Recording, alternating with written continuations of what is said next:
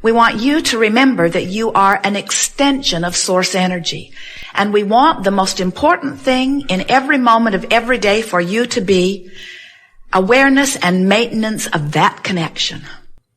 Because when you are aware and deliberately maintaining that connection, which is what we're talking about, allowing that connection. When you are maintaining, tending to that connection, you're thriving. You're clear-minded, you're joyous, you're healthy, you're sure-footed, you're confident, you're eager, you're passionate, you're in love with life. You are who you are. So when you feel frustrated or overwhelmed or afraid or angry or depressed, those emotions don't mean you're bad. They don't mean you're wrong. Those emotions mean you've practiced some thoughts for quite a long while and activated them often enough in your vibration that they become familiar. And now you have a belief or a dominant vibration that has enough divergent thought in it. And by that we mean different from who you really are and what you really know, that you got static in your vibration. So you're pinching off your connection to the well-being that is flowing to you that you just can't hear. It's like electricity flowing through the walls of your house, but if you don't plug into it, your toaster doesn't work. And if you don't find a way of connecting to the source energy that is flowing to you at all times in a dominant way, then you are doing less than thriving. And it is your intention and your legacy and your right to thrive. You knew when you came into these bodies that there would be plenty of things, plenty of variety, a smorgasbord on all topics for you to choose from. And you knew that you would be looking around and that you would be discerning your own personal preferences. But your plan was then and still is to look around until you figured out what it was you preferred, and then your plan was to give your undivided attention to what you prefer because you understood that that's the way you train your vibrational alignment with what you prefer. And when you do that, it comes to you. Have you ever known someone who you knew was so wrong-headed, you knew that they were not based on what you thought was moral or appropriate behavior, and yet their life still continued to work, they still continued to win? You know why? They don't listen to the other side of the argument and mix up their vibration. They focus upon what they want. They hold themselves in alignment with what they want. They send only one signal about what they want, and the universe delivers to them what they want. And it doesn't matter how many others stand back and claim injustice, unfairness, foul play, inappropriate. The law of attraction always answers your vibration. And it doesn't have anything to do with what anybody else is doing or what anybody else thinks about what you're doing unless you change your vibration because of what they think about what you're doing.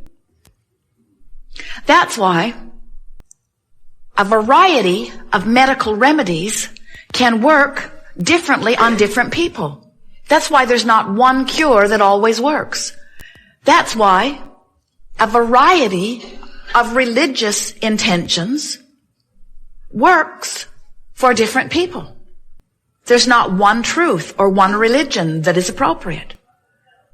So it is your job as an extension of source energy to line up with that which you are an extension of. And you can tell by the way you feel how you're doing about that. So you have within you an emotional guidance system. Emotions that range all the way from passion and joy and appreciation, all the way to despair, all the way to depression. We want you to feel with us for just a moment that no matter what name you give or label you give these emotions, there is passion and appreciation and love and joy and knowing. There is believing. And there is hoping to believe. There is optimism and there is pessimism. There is frustration and overwhelmment. There is discouragement. There is fear and there is anger. There is anger and there is fear. It depends upon what you're angry about, where it falls on the equation. But fear is a very deep resistance emotion. And then there is that feeling of despair or depression.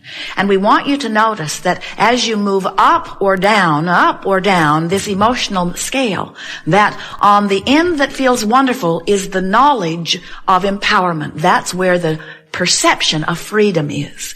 And on the other end of the scale, where despair and fear and depression are, that's where there is a perception of absence or loss of freedom or empowerment. When you feel an emotion like fear, can't you feel that in that fear there is the perception of powerlessness? We really want you to notice that that's what emotions are about. You are empowered beings, but when you perceive that you have not power, then you begin to feel fear. And what happens to so many people is because they are not really aware of this emotional meter, and they are not aware that they can take an emotional journey in a matter of seconds or minutes and change their vibrational attitude and point of attraction, and therefore change what's manifesting in their experience, because so many people have forgotten that, don't remember that, or have taught themselves something very different from that as they have attempted to please others in this physical body. What begins to happen is that large segments of your population, which just means a lot of individuals who become mass consciousness, come to believe that the way they control the way they feel, which is important to every one of them no matter what they say, the way they control the way they feel is by trying to change the circumstances that affect them when they focus upon them. When you look at something that makes you feel good, you say, yeah, I'd vote for that. But when you look at something that makes you feel awful, you say, we've got to do something about that. We've got to get rid of that. We have to change that. We have to take that out of our society or get that off of the face of this earth. And what we're wanting you to remember as we're rampaging through this glorious day together is that you will never find your freedom through attempting to control the behavior of others, because you can't do it. You can't even control your wife. You can't control your kids. You couldn't control your parents when you were kids trying to control your parents. Teachers can't control their students. Employers can't control their employees.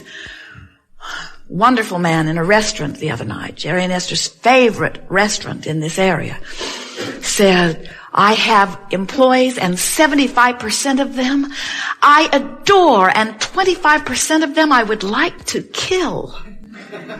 And he wasn't kidding. You cannot effectively shift the way you feel if you believe the way you feel is contingent upon the changing of some circumstance or condition outside of you. That's why so many masters and teachers have tried to remind you about unconditional love. Unconditional love means love without changing conditions. Unconditional love means staying connected to Source regardless of the conditions, and in the continuing connection to Source, then the conditions must acquiesce to the changed vibration. We can feel that through your trial and error, through your willingness to experience life, through your wanting to feel good, and through your constant seeking, that you have come to know these things that we are talking about. And now it's just a matter of practicing them until you not only know it about this, but you know it about that, and about that, and about that, until you come to know it about everything, until you are able to look at your own body, even if it has something that you don't want in it, and you're able to relax and say, this too shall pass. It can go out the same door it came in. It came in vibrational alignment to something that I was thinking before I was even aware I was thinking it. And now I have changed the rhythm of my thought, and now I'm reaching for thoughts that consistently feel good to me on a myriad of subjects. All things unwanted must leave, and all things wanted must come. It is law.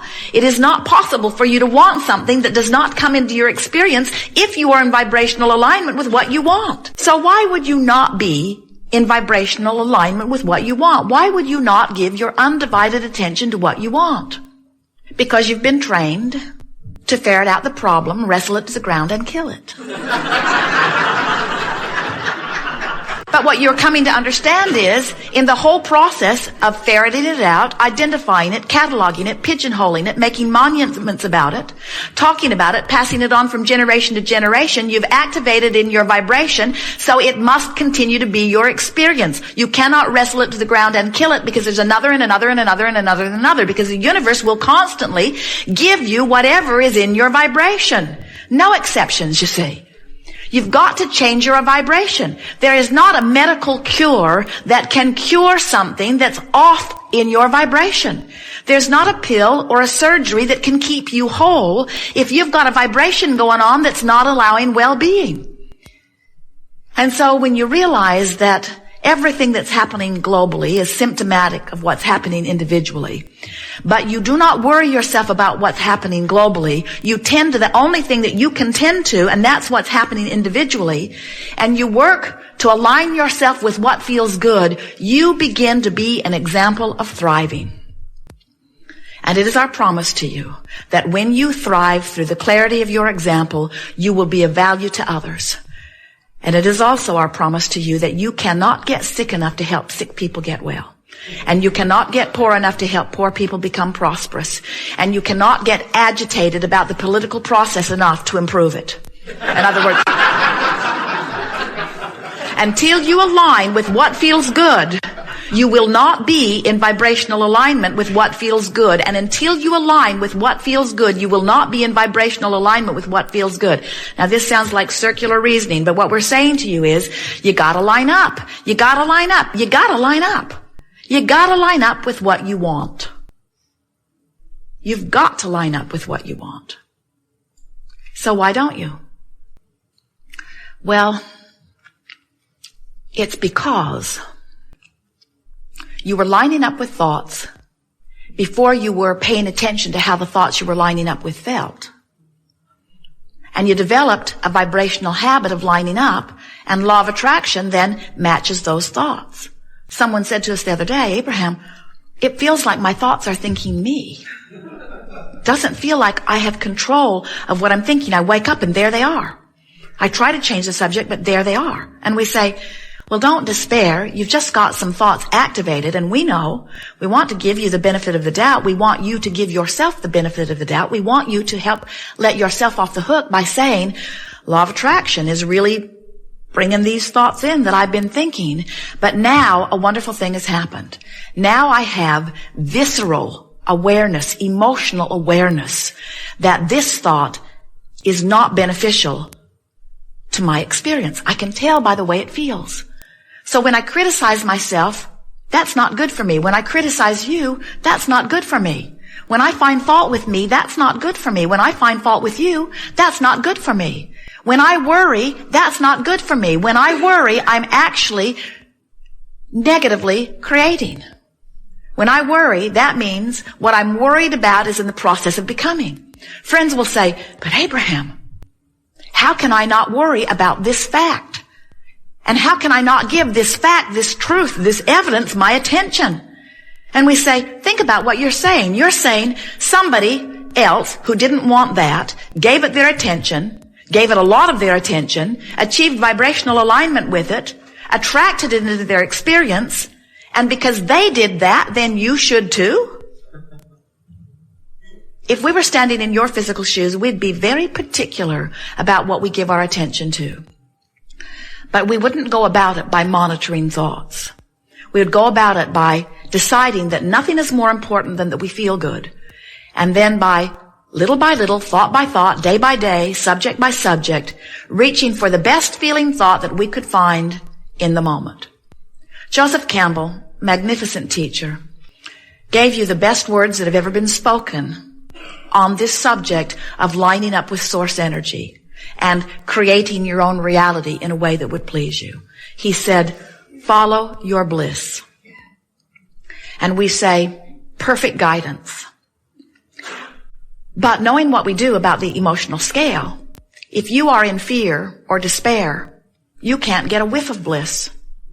An attempt to follow bliss from a place of despair leaves you feeling failure because You can't set your radio tuner at 6:30 a.m. and hear what's being broadcast on 98.6 FM.